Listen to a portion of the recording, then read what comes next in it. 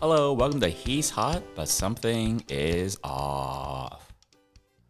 If you frequent the video version of this podcast, which is available on my YouTube channel, Just Joey T, you will notice it's not really a video version of the podcast this week.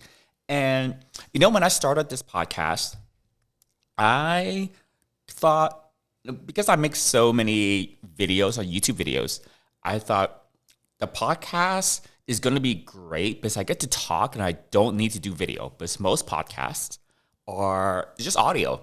Most podcasts are not video. And I got it into my head that, well, it's not that hard to just throw a video camera, just turn a video camera on. I don't need to glam myself up for a video podcast. It's not really that much work. And it's easy for me to just hit record on a camera and it's like push an extra button or whatever. The editing is not really that much more work either, technically. So I decided when I launched a podcast to also do the video version, because when I listen to a podcast, it depends on what it is, I do sometimes prefer the option to watch the video version of a podcast. Some of the ones that I like to watch are some of the podcasts I listen to that are hosted by drag queens. Those are like the Formula One podcasts I listen to. I really doubt the video version would really add anything. But with drag queens, I just love to see what their makeup is like that day, what they're wearing that day. Because part of drag is the artistry of it. So even if it's just some drag queens talking about something whatever topic, I do sometimes like to just throw it onto my TV. Sometimes the podcast is on YouTube. Just do that. So anyways, I'm not doing the video. I'm staring at my camera. It's not turned on. The battery and the memory card is not even in the camera because I just got back from EDC Las Vegas. And it's slightly struggle bus right now. So I've decided not to do the video version. So this is on YouTube. If you're watching on YouTube, you see the jacket cover or the podcast graphic, which is actually was drawn by my good friend Jeremy. I had this idea that I didn't really want to use an actual photo of myself for the art, the cover art of the podcast. And I knew that my friend Jeremy, he had been talking about getting an iPad and wanting to just do drawings and things like that. I don't think he specializes in drawing people, but I asked him if he could just, based on a selfie photo that I had that I gave him, if he could do just some sort of drawing of it. It doesn't have to be super. He can do it however he wants. But I just gave him that artistic freedom because I know he doesn't specialize in drawing people, but I really loved how it turned out. So that was actually based on a bathroom gym selfie I took back in San Francisco quite a few years ago. Anyways, it's a little struggle buzz coming back from EDC. I am planning for next week's Gay Cruise and Travel podcast. I will be doing kind of my Just Joey T review of EDC Vegas. Kind of sort of the things that I liked and didn't like during EDC. So that will be coming next Monday. But for today, I just want to touch on not my review, but just some of the some of the tidbits here and there. Not like a review. In the review, I'm going to go into some of the things that I think a lot of the attendees could relate to, or maybe it's things that are of interest to people who are interested in going to EDC. But for today's podcast, while I'm on this struggle bus, I'm just going to talk a bit about some personal little tidbit stories here and there about EDC. And if you want more of my stories, there's some slightly juicier stories from EDC that I'm going to save for my Patreon subscribers because they get the uncut version of this podcast, an extra episode, weekly episode of the podcast that comes out every weekend. And I'm going to record that on Friday, hopefully in a couple of days from now. I'm recording this on a Wednesday. I'm going to record the uncut version on Friday. And there are a couple of topics, more personal topics, that I don't feel totally comfortable just posting for the whole entire world to know. But I feel closer to my Patreon subscribers for sure. And I'm going to post some of those stories. I'm going to record a few of those stories for that uncut episode coming this weekend. All right, let's get into it. So I joined a friend's RV, and we actually drove to Vegas. I mentioned this on last week's podcast, I believe. And the road trip was pretty good. No issues. Got there a little ahead of time. Met up with the RV, and the group was at like a couple of grocery stores just to stock up. That's kind of what you do with an RV. You know, you pick up the RV, then you do grocery shopping. So I picked up a few things. I got bags of microwavable rice that are in like the pouches. And that turned out to be like the perfect thing. I bought some sausages, just regular like wiener hot dog type sausages that you can find in any grocery store. I got frozen carrots, and I got some, so those are like some of the perishables, like a couple like some bananas, blueberries, little things like that. So I picked up the perishables before we drove in, after we met up with the RV. But before I actually went to Vegas, back at home the week before, I had kind of already started grocery shopping for things that were like non-perishable. So I got those packets of instant oatmeal, for example. I got some of that special non-dairy milk that I usually drink. I got some coffee concentrated coffee. Apparently it's a thing, which is kind of like the perfect thing to if you want your coffee fix when you're in camp at EDC.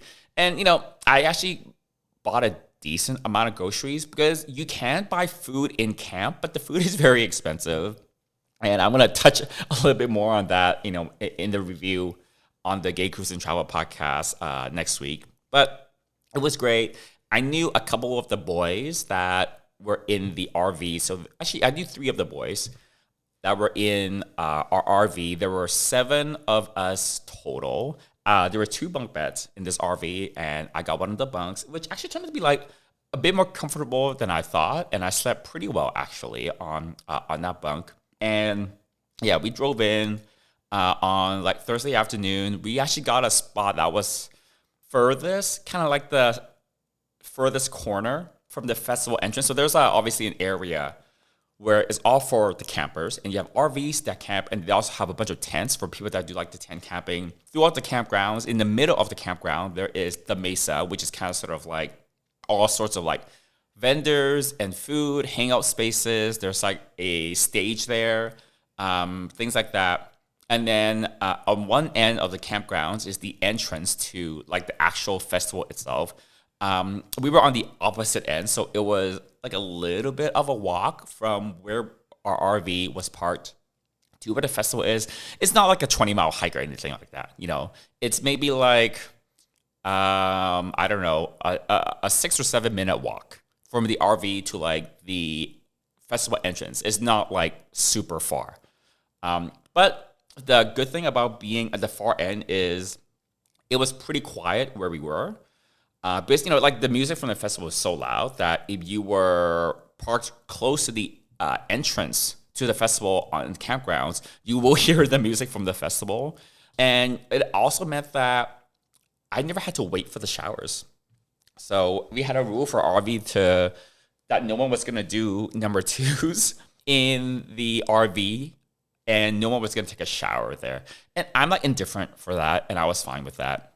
But that part was pretty good. I will say, though, just moving on from the RVs, and I'll talk more about like the review of like the camping setup and all that stuff next week.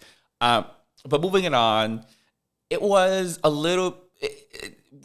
there were a lot of gays. There are a lot of gays that go to EDC most years now. I'm surprised how many gays go there. But it was good. You know, I love to see a whole bunch of gays at things like EDC. And when you go into the crowd, when you approach a stage, you look for the totems. There are a lot of rainbow totems there, which was really, really good to see. I saw a lot of people that I knew. They're not necessarily like friends per se. They're like party acquaintances or like party friends. People that I predominantly see at various festivals and parties or wherever. And we know each other from that. But we don't really like interact or hang out otherwise. They're kind of like party connections, like party friends kind of a thing. But at one point I was thinking, I think it was like the second by that time I was like, I think all the gays are here. I think all the gays are here because there's so many people that I just saw and recognized. So even if I had not stayed in that RV with that group, even if I had got my own hotel, stayed on the strip, took the shuttle in, and kind of went solo, it would have been easy for me to just like find various people I knew at the various stages at EDC to hang out with. So that was good. Had a lot of fun. Most of you probably have a facial cleanser and moisturizer already, so I want to tell you about Shield and Slay DP, which is an anti-pollution hydration spray I formulated specifically for my skincare line, Serve Labs. This is actually a product I've been looking for years now and haven't been able to find on the market, which is something that was a hydration spray but also has anti-pollution, antioxidant properties for your skin. Shield and Slay DP is the ultimate double protection defense for your skin, teaming up antioxidants, probiotics, along with hydrating ingredients to fend off environmental stressors and aggressors. You can use it as part of your daily skincare routine, but I've also designed it so you can use it while you're out and about, on an airplane, or whenever your skin feels dry, dull, or a bit worse for wear. All you have to do is spray it on. Check out Shield and Slay DP along with the rest of the Serve Labs skincare lineup at servelabs.co, servelabs.co, and you can also find us on Instagram and Twitter at ServeLabs. So there was one thing that I was kind of annoyed at a little bit was because of my IBS, I was very careful about what I was gonna eat.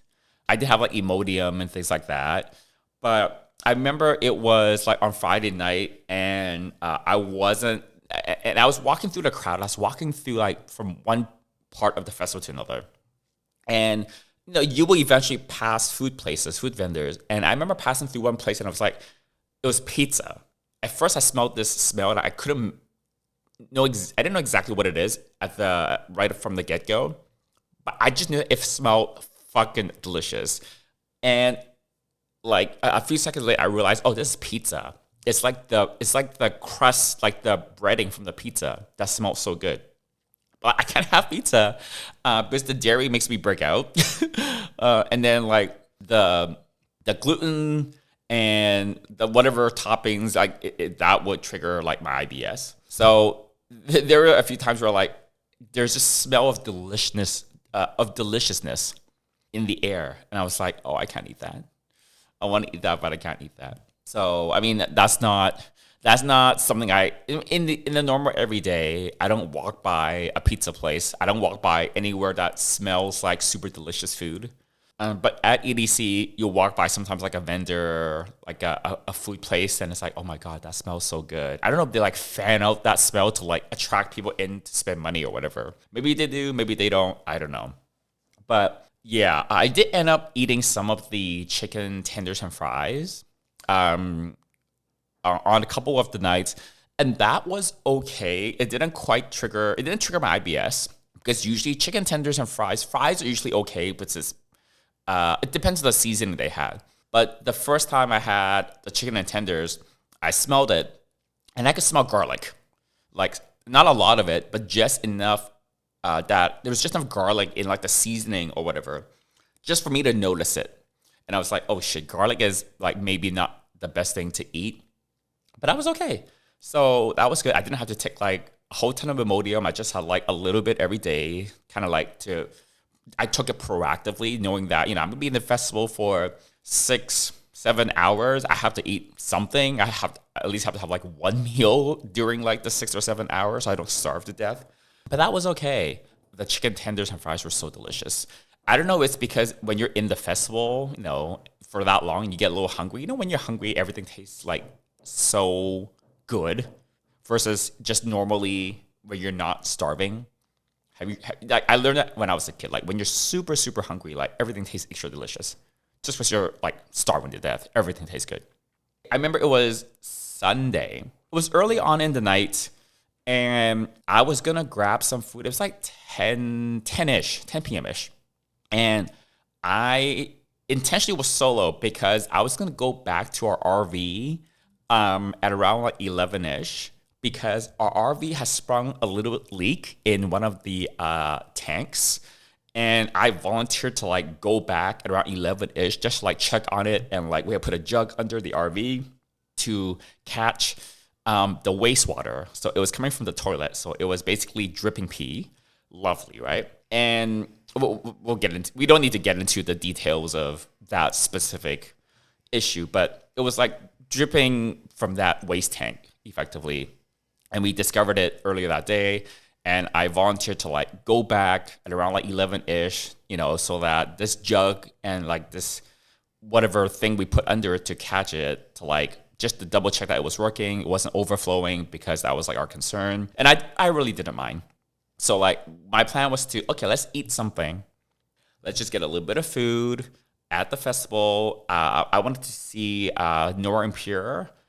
She was on at 10. Okay, so this must have been like 11-ish already by the time I went to get some food. But anyways, she was on like 9. Anyways, I saw Nora and Pure, and then I went to get food. It was like 10 or 11-ish, something like that.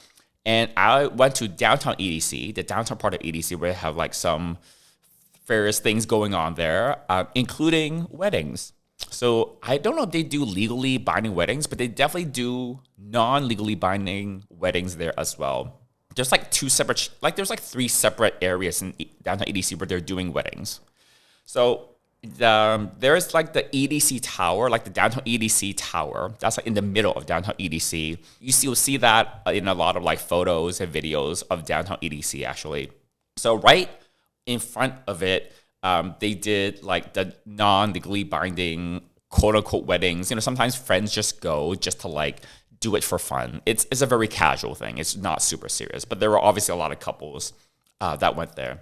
And I went to downtown EDC to get chicken tenders and fries because I just happened to be close to EDC. That was kind of like the nearest place for food after Nora and Pier. And I just like I grabbed the chicken and fries, and I just kind of sat down kind of in front of the little downtown EDC tower where they were doing these weddings, just to like watch. And I'm not like a wedding person personally.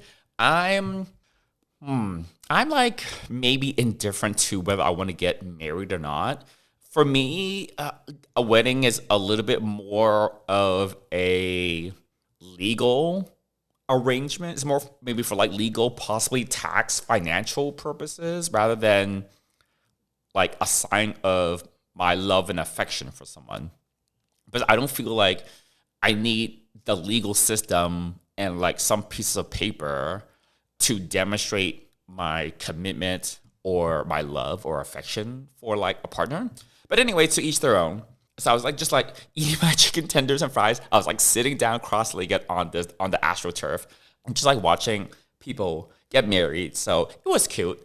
It was cute, non-legally binding, obviously, but it was kind of sort of it's a fun thing to do at EDC. And there are a lot of different things you can do at EDC. They have like all these rides. There's like all sorts of vendors. There's stuff like this little wedding thing. That's just like scratching the surface. Obviously, there's a lot of different stages, and a lot of different musical performers, musicians, DJs, and doing the music and all of that. So yeah, that part was pretty fun. Fast forward to later that night. I mean, Friday night and Saturday night. Let's back up a little bit. Friday night and Saturday night, I turned in at around 3. I think Friday night. I think I went back. That's like going to RV around like 3:30.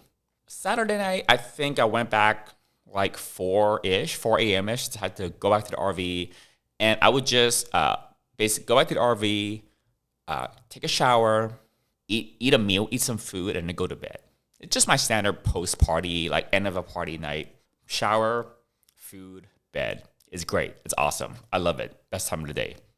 Sunday, I was having a really good time. The music was really good. The sets were really good. And, like a lot of my friends or people, my party friends that I happen to know that were going to EDC, they just happened to be like all around. We're all having a really good time. And I basically stayed at the stage till sunrise when they like basically turned all the music off. So I did vlog my various little adventures at EDC. Maybe not the most organized, coordinated vlogging per se. But whenever that vlog goes up for my Patreon subscribers, the very end of the vlog, you will see a little bit of what it's like at EDC on the very last night or morning, technically, after the sun, when the sun is rising. It's not quite, it is dawn. I don't know if it's quite like the sunrise, technically, but it's bright outside. It's broad daylight outside. And you see everyone like leaving, the people that are staying up till sunrise until like the last set has finished at there. And you see this like droves of people just leaving in broad daylight. It's interesting to see. And I was one of those people. I got a little bit of footage of that.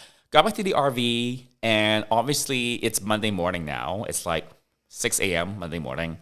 And I was going to drive back to LA later that day. And long story short, I end up just kind of sort of semi-napping for like an hour. I couldn't really fall. I wasn't super tired, so I didn't fall asleep. And basically, I decided to like, okay, we'll just like rest my eyes, just like lay down. I wasn't gonna go have like a proper sleep. I could have, but I think part of me was just like, okay, party's done. Let's go home. Like, get the drive over with. Let's just go home. Like get home before it's like too late. So basically, got back to the RV at like 6 or 7 a.m. Just had like an hour nap, barely, and then I was on the road back to LA before 12 noon, and I didn't feel tired or anything like that. So one of my earliest teenage obsessions was skincare. Instead of looking at toys in the kids section at the store, I was looking at moisturizers in the skincare section. As I grew up and navigated my sexuality, I saw that most of the beauty industry was aimed at feminine women, sometimes at masculine men, but everyone else was left out. It wasn't for someone like me. With Surf Labs, I wanted to create a fun skincare experience for everyone.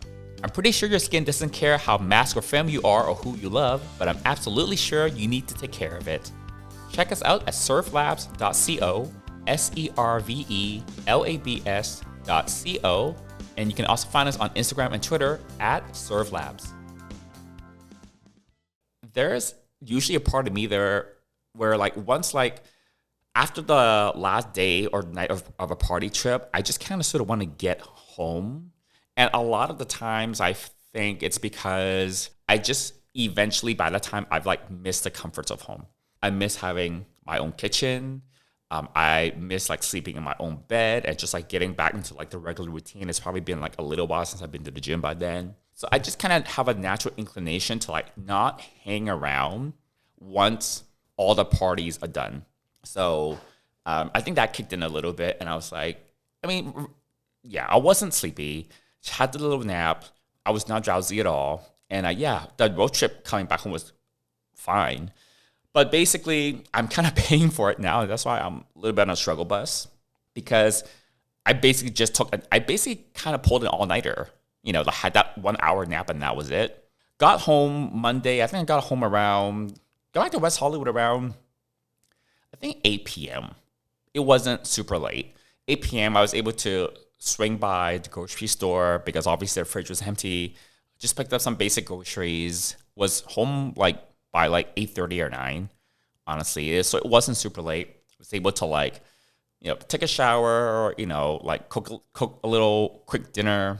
But I didn't sleep super well because, it's hard to like adjust back from your party sleep schedule where like you tend to stay up very late. And the night before, I was partying till like 5 a.m., 6 a.m. And less than 24 hours later, I'm back home and trying to like readjust back to my regular sleep schedule. And like, the body, at least my body, I'm not 21 anymore. You can't just go from like going to bed at 5 or 6 a.m. every day for like 3 days and then going back to like your regular nighttime sleep time of like, like 10:30 or 11 or whatever. So I didn't sleep that well Monday night after I got home. Last night, Tuesday night, basically, that I slept pretty well, but I know that I'm still carrying a lot of sleep debt. Dragged myself to the gym today, and I actually did okay at the gym. The walk to the gym was worse than like actually working out at the gym. Yeah, just my body is maybe not agreeing with walking. The body is so weird, isn't it? The body is so weird right now.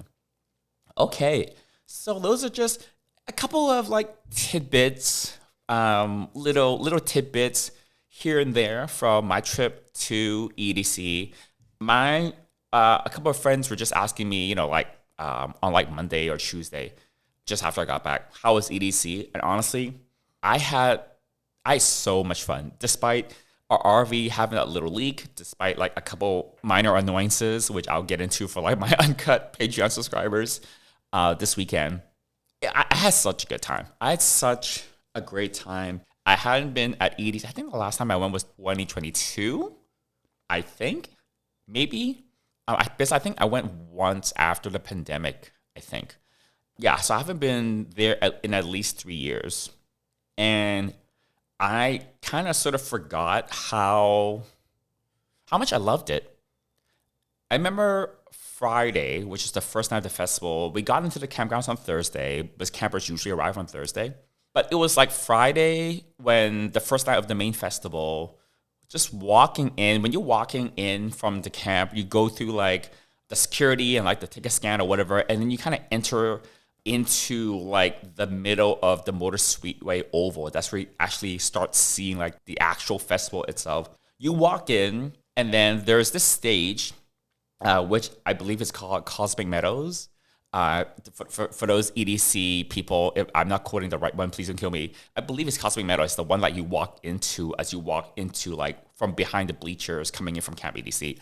And you just basically, you're up on the bleachers and you can kind of have this like mountaintop high up view of all of EDC. You can see kind of sort of like almost every part of EDC, but you're up high in the bleachers. As you come in, you have to like go down a whole bunch of stairs, like go down these massive bleachers down to like kind of the base level within the middle of the oval, and that's where like the festival, the whole festival is.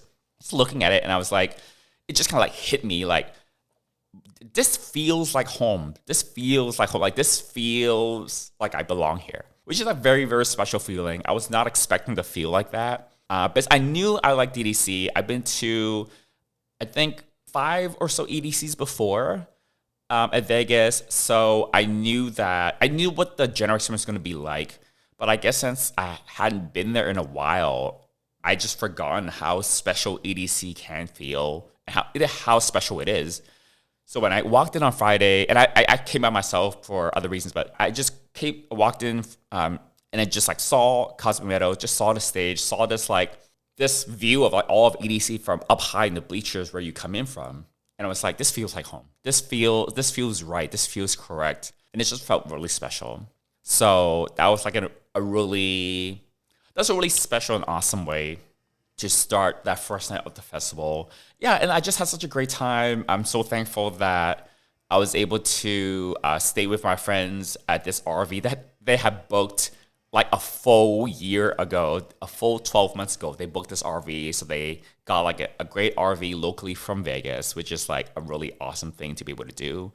Everyone that stayed in the RV was great. There were 7 of us, which was like made it a touch crowded, but like, everyone was like, like courteous and, all of that. So it was like fine for like the 7 of us to be in the RV.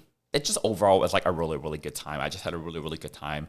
So I'm really glad that I went, and I definitely do want to go back. I don't know if I'm ready to bite the bullet for next year. I mean, I did have a great time, and I have a great time at a lot of different parties as well. EDC definitely does feel that extra bit special, because EDC Vegas is very special compared to like a lot of other events that you can go to. Like the scale of it when you go to like a large music festival, something like a Coachella or like Tomorrowland, it's like on that scale. It's so massive that there's a specialness that comes with it. First, it's like I talked about in last week's podcast, like a circuit party. Sometimes you walk in, it's in like a theater or a venue. It's like you walk in, there's a bar, there's dance. The venue is nothing special really. But then, you walk into a place like EDC Vegas and it's like, wow. It's like not just like one notch above a circuit party. It's like several notches above a circuit party. Like the scale of it is hard to imagine if you've never been to one of these types of events before. So I had a super great time. Super awesome. I definitely will go back to EDC again. Am I going to go back next year? I mean, let's get off the struggle bus after I recover from this year's EDC first, which I only got back. I've even been back for 8 hours as I'm recording this, and we'll see. We'll see what the money situation is like. I can't just keep on going to vacations and parties. I still have to work and pay the bills and all of that. I was thinking early this morning, it's going to be nice in a way because I don't think I have any parties planned I don't have any parties. I don't have tickets or anything booked for anything. There's not any events coming up where like, I want to go to that event. The EDC ticket for this year, I actually bought last May or last June, and I got it on the layaway plan. And I explained in a previous episode before that I wanted to go in 2024, but at the last minute, I decided to bail out to save money. So I sold my ticket. And then I saw how my Instagram just blew up with EDC stuff in 2024 when it was happening. I was like, okay, we didn't do it in 2024. We didn't do it in 2023. Let's try to do it for 2025. And I'm doing it this year, and it was so great. Doesn't mean I'm going to go every single year. But yeah, let's recover first and then see. I don't have anything planned for later this year. Just nothing. So we're about to enter Pride Month, and I'm not going to go anywhere for Pride. I might go to like 1 or 2 local WeHo LA Pride parties if it's like not super expensive. Even then, I'm like, every time I go to one of those parties, just throws on my sleep schedule for like that weekend, and I'm not a super big fan of that. I'm like, EDC was like worth the trip, but again, it's so special. For like a local circuit party, even if it's during Pride, we'll see what it's like. But there's nothing in particular in July or August that I want to go to. Not really anything in September. In October, there is going to be Taipei Pride that I went to the last couple of years, but those are collab trips. Yeah, I don't know. I mean, maybe I might do a collab trip in October. It's not so much like a party trip. I might do like a party or two, which I did for Taipei Pride in 2024. Primarily a collab trip, but I scheduled things so that I was able to go to like 1 or 2 of the Pride parties that weekend after all the collabs were done. But that's not till like October. So like, in a way, I'd like the next 5 months just stay home and be local and just get some work done. I want to get some work done. I mean, not like I don't usually do work. I do work, but to be able to like, at least from the struggle bus right now, it's like, sometimes you go to a party trip, and it's like, the few days after, you don't really want to think about another party. You're kind of thankful that there are no other parties coming up. I'm a little bit in that state right now. Come back in a couple of weeks and ask me again. Maybe I feel differently. But anyways, thank you so much for joining me on this audio version episode of the podcast.